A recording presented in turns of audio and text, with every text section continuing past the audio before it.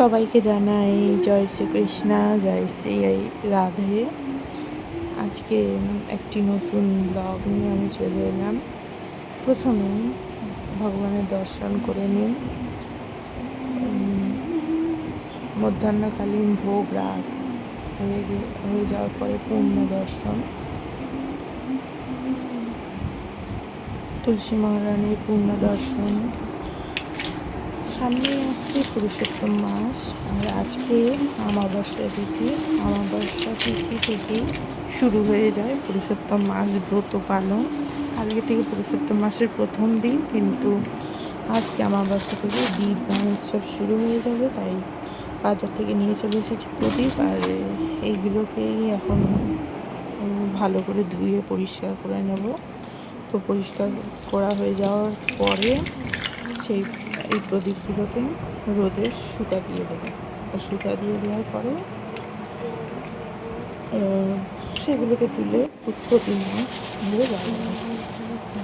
বিশেষ বিশেষ দিনটারে তুলসী কাষ্ঠের প্রদীপ, এই যে তুলসী কাষ্ঠ, এই তুলসী কাষ্ঠের দ্বারা প্রদীপ ভগবানের উদ্দেশ্যে জ্বালানো হবে। আর এইখানে দিয়ে দিয়েছি ঘি রোদে গরম করতে। আর এইদিকে বাবা নিয়ে চলে এসেছে লিচু, আম আর পাকা পেঁপে। এগুলি ভগবানের সেবায় কালকে হয়তো লাগবে। আর এখন বানাতে বসে গেছি তুলসীর কাষ্ঠপ্রদীপ। তুলসী কাষ্ঠপ্রদীপ বানানোর জন্য নিতে হবে কটনকে তুলসী কাষ্ঠের ভালোভাবে আমার মতোভাবে ভালো করে গোল গোল করে ঘুরিয়ে গায়ে লাগিয়ে নিতে হবে, যাতে তুলসী কাষ্ঠ প্রদীপটা জ্বালানো যায়।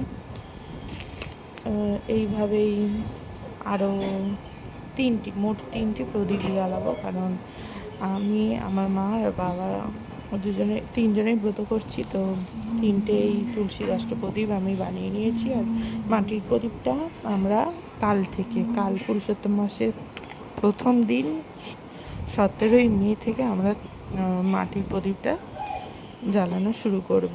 আর আজ অমাবস্যা হলে তুলসী কাষ্ঠ প্রদীপটা, এখন ওই তুলসী কাষ্ঠগুলোকে যেগুলো কটন লাগানো হয়েছে ভালো করে ঘি দিয়ে লাগিয়ে নিলাম। আর এখন তার ওপরেই দেব